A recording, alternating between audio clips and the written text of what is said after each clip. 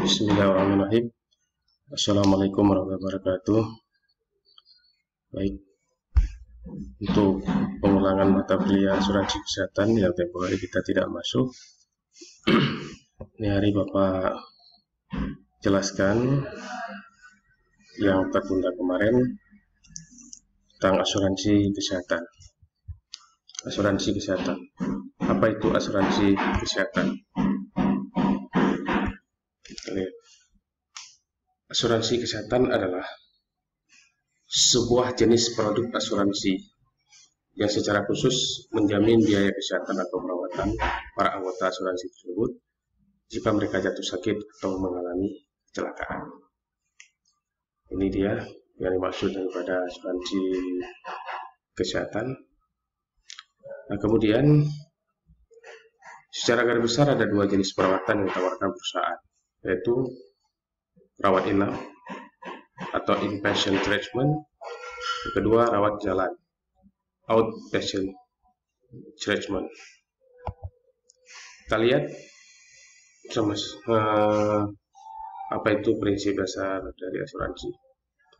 Yang pertama adalah insurable interest, hak untuk mengeluarkan asuransi. Kemudian atmospheric facts, mengungkapkan secara akurat dan lengkap. Kemudian proximate cause, suatu penyebab aktif efisien yang menimbulkan rangkaian kejadian. Kemudian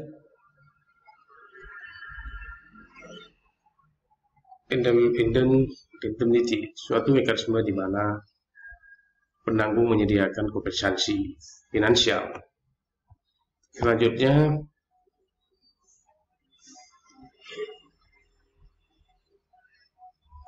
subrogation, pengalihan hak tuntutan dari tertanggung kepada penanggung. Yang terakhir contribution, hak penanggung untuk mengajak penanggung lainnya yang sama saat menanggung.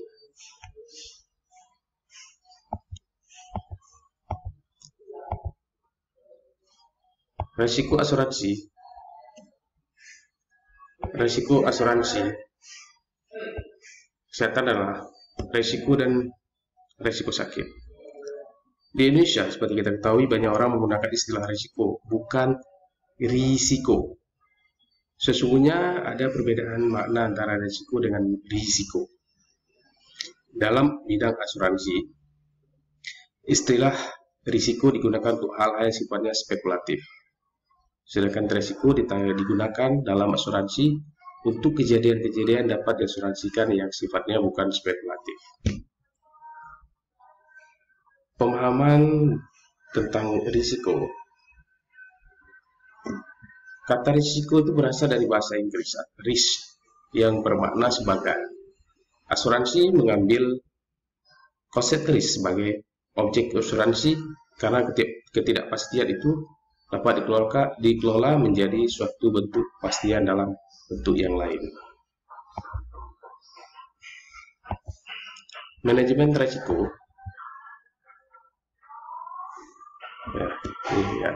Manajemen risiko atau risk management, kita mengenal beberapa teknik menghadapi risiko yang dapat terjadi pada semua aspek kehidupan.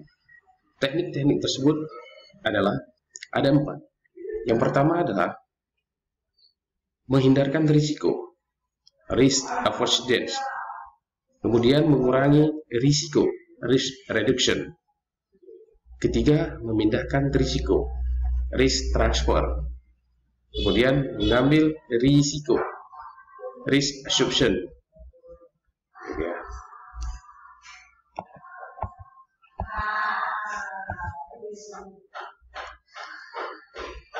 Kemudian selanjutnya adalah risiko yang dapat diasuransikan ada 6.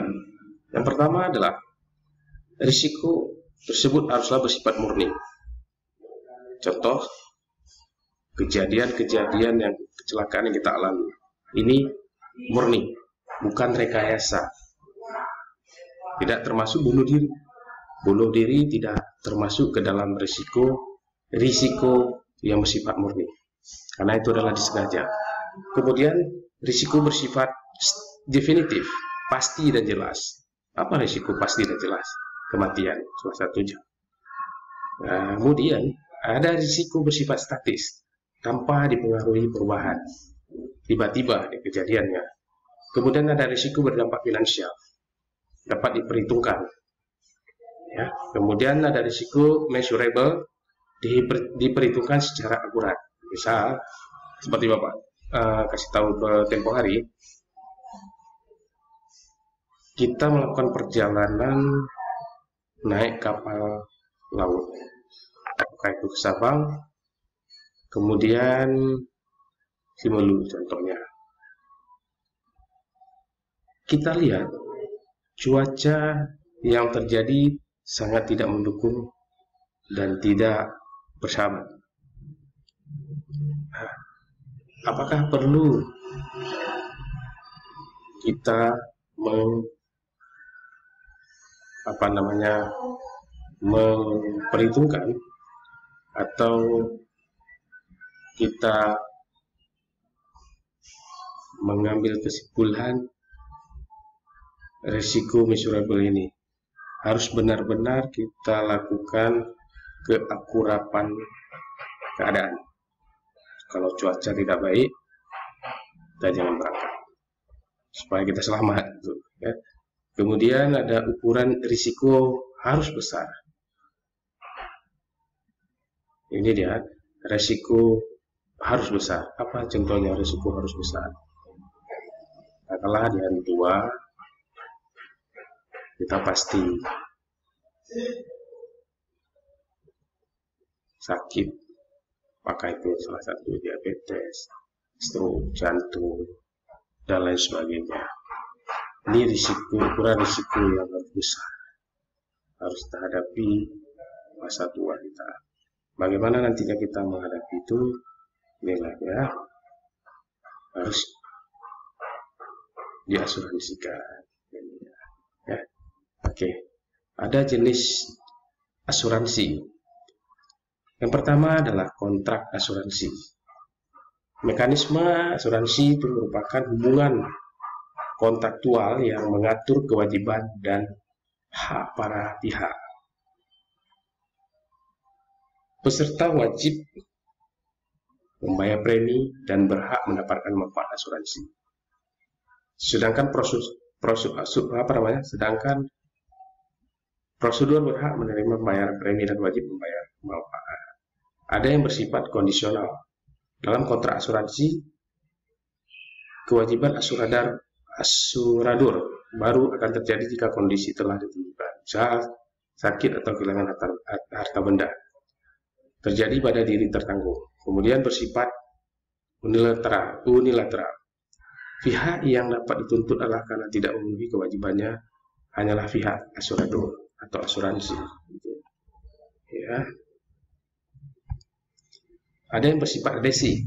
Dalam ikatan kontrak, pada umumnya kedua belah pihak mempunyai informasi, yaitu relatif seimbang tentang nilai tukar dan kualitas barang atau jasa yang diatur dalam kontrak. Apa kelemahan dari asuransi? Ini lihat. Kelemahannya adalah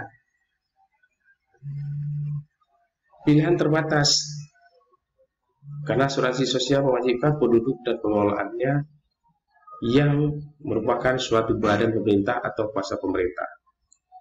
Maka masyarakat tidak memiliki pilihan asurador ini karena dia dikelola oleh pemerintah, bukan dari masyarakat.